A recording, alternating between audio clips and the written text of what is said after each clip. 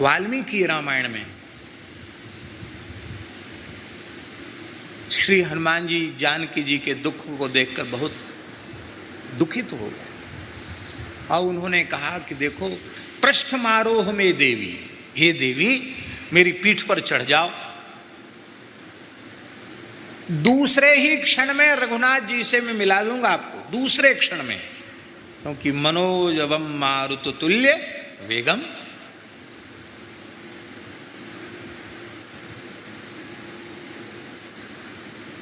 हनुमान जी में शक्ति कितनी है। लक्ष्मण शक्ति के समय हनुमान जी ने कहा, खौलते हुए तेल के कड़ाह में सरसों के कुछ दाने डालो, वे परिपक्व नहीं हो पाएंगे, उसके पहले कहो मेरू मदराचल को खाकड़गर में यहां ले आऊं। हनुमान जी कोई सामान्य हनुमान जी, क्या समझ रखा है हनुमान जी को आपने।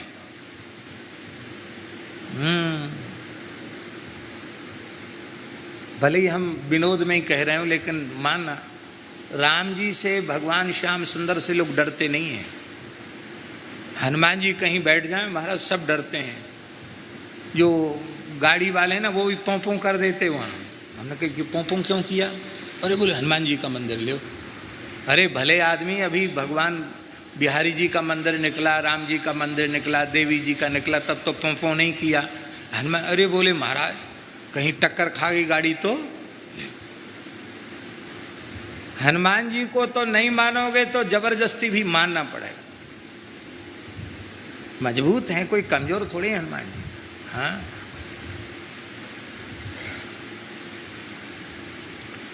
पुराणों में उल्लेख है महाराज जी, 10,000 मत वाले हाथियों का बल इंद्र के एक ऐरावत हाथी में है।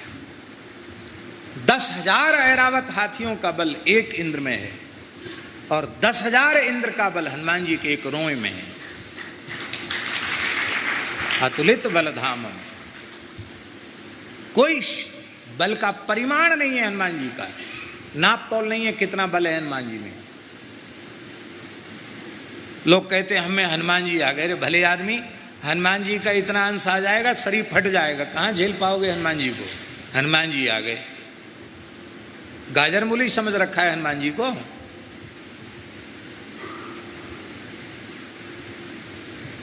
हनुमान जी बोले दूसरे ही क्षण में राम जी से मिला दूंगा। जानकी जी बोली कि तुम हमको पीठ पर ले चलोगे, राक्षसों को पता चल जाएगा, वो सब लड़ने लग जाएंगे, अस्त्र शस्त्र का प्रहार करेंगे, मैं तो क्षत विक्षत होकर नीचे गिर जाऊंगी और तुम्हारा उद्यम व्यर्थ हो जाएगा, तुम अकेले राक्षसों से कैसे लड़ोगे। हनुमान जी हंसने लगे। अरे बोले राक्षसों की चिंता न करो, न रावण सहस्रम में युद्धे प्रतिबलम भवेत। 1000 रावण मुकाबला नहीं कर सकते, राक्षस किस खेत की मूली है। राक्षसों की परवाह मत करो, 1000 रावण भी आ जाएं तो कुछ नहीं बिगाड़ सकते हमारा, मैं अकेले ही पर्याप्त हूं। अब जानकी जी की बात को उन्होंने उत्तर दे दिया। तो जानकी जी ने दूसरा तर्क दिया, बोले तुम वेग से जब उड़ोगे तो भयंकर वायु वेग को मैं कैसे सहन पर कर पाऊंगी, उस वायु वेग से तो मेरे प्राण ही निकल जाएंगे। हनुमान जी बोले उसकी चिंता मत करो, हम संभाल के माता जी आपको ले चलेंगे, आपको वेग का अनुभव नहीं होने देंगे। जानकी जी बोले हम ऊपर से समुद्र की ओर देखेंगे और डर के मारे तो मेरे प्राण निकल जाएंगे, और कहीं किसी राक्षस ने आक्रमण किया, मैं कहीं तुम्हारी पीठ से कूद गई और समुद्र में गिरी तो यादसा मन्नमुत्तमम, जलचरों का भोज्य बन जाऊंगी, फिर तुम्हारा उद्यम व्यर्थ हो जाएगा। राजी नहीं है जानकी जी जाने के लिए। हनुमान जी बोले वो सब जितने प्रश्न है सबका समाधान हमारे पास है। राक्षसों के लिए अकेले मैं पर्याप्त हूँ, रावण के लिए, हजारों रावण के लिए अकेले पर्याप्त हूँ, समुद्र में गिरने नहीं दूंगा, वायु के वेग को लगने नहीं दूंगा, और राम जी से मिला दूंगा। अब क्या बाधा है माता जी? बोली देखो हनुमान अब क्या बतावें तुमको, जिस समय रावण मेरा हरण करके ले गया उस समय परवश थी, भड़ियाई करके ले गया। मानस जी में भड़ियाई शब्द लिखा है, ये भड़ियाई बुंदेली शब्द है। भड़ियाई उसको कहते, एक तो चोरी डकैत, एक भड़ियाई होती है, नज़र छुपा के नज़र बचा के ले जाना। तो इसलिए तो जानकी जी ने कहा, 60 सूने हरि आने मोई, अधम निलज्ज लाज नहीं तोई। तो मैं परवश थी, रावण मुझे उठा के ले आया, पर मैं पतिव्रता हूँ। उस समय तो पराधीन थी, परवश थी, उठाकर रावण ले गया, रथ पर बिठा लिया। लेकिन अब मैं अपनी इच्छा से किसी भी पुरुष शरीर का स्पर्श नहीं कर सकती। हनुमान जी हंसे, बोले ये दुहाई माता जी न दो तो अच्छा है। क्यों? आपने हमको सुत कह दिया, बेटा कह दिया, और मैंने आपको माता कह दिया। अब देखो, ध्यान से सुने, सन्यासी का धर्म है कि काष्ठ की बनी हुई स्त्री का भी स्पर्श न करे। सन्यासी माने विरक्त साधु का धर्म है, स्त्री का स्पर्श न करे, स्त्री दर्शन न करे, नजर मिलाकर बातचीत न करे।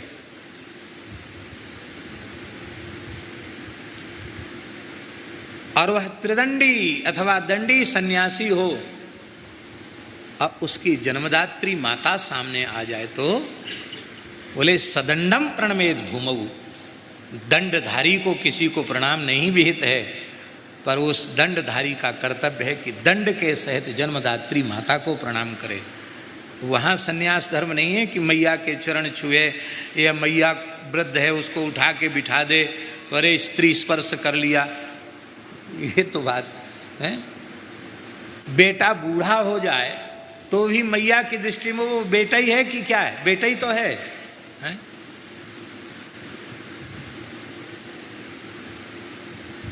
हमने देखा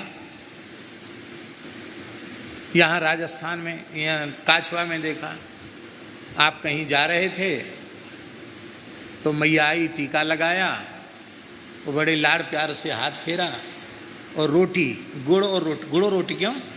यहाँ परंपरा है ना, थोड़ा गुड़ खिलाना, रोटी खिलाना, तब भेजना। उस दृश्य को मैंने देखा, रामनिवास जी की माँ, वो इतनी भावना से मैंने अपने पुत्र को विदाई कर रही थी, देख के हृदय भर आया। माँ हमेशा माँ है, पुत्र हमेशा पुत्र है। रामकृष्ण परमहंस देव जी के वचनामृत में एक बात दास को बहुत प्यारी लगी, बोले चाहे जितना उच्च कोटि का साधक हो, संत हो, मुक्तात्मा हो, उसे जन्मदात्री माता को प्रकृति के रूप में नहीं देखना चाहिए। उसे जन्मदात्री माता को अपने लिए साक्षात जगदम्बा के रूप में देखना चाहिए। मेरे लिए जगदम्बा यही है।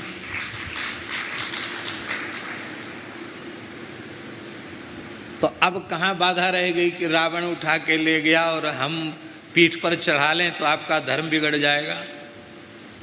जानकी जी इतने तर्क वितर्क क्यों कर रही? जब इतना रो रही है राम जी के लिए तो स्वीकार कर लेना चाहिए। उसका मूल कारण है प्रपत्ति सिद्धांत की, शरणागति धर्म की आचार्य श्री जानकी जी हैं। और ये शरणागति धर्म तो महाराज इतना अधिक दुर्लभ है कि शरीर दे दो, प्राण दे दो, कोई मस्तक मांगे तो मस्तक दे दो, पुत्र मांगे पुत्र दे दो, घर मांगे घर दे दो, पर किसी अपात्र कुपात्र के सामने प्रपत्ति सिद्धांत का वर्णन न करो, क्योंकि शरणागति प्राण है। किसका प्राण है? रस रूपा भक्त, प्रेम लक्षणा भक्ति का भी प्राण तत्व जो है वो शरणागति है। इसलिए चार वेद, इतिहास, पुराण, उपनिषद, सबका सार श्रीमद् भगवत गीता है। और श्रीमद् भगवत गीता का सार भगवत शरणागति है। भगवत शरणागति सर्वोपरि है। राम कृष्ण की प्यारी गैया सारे जग की माता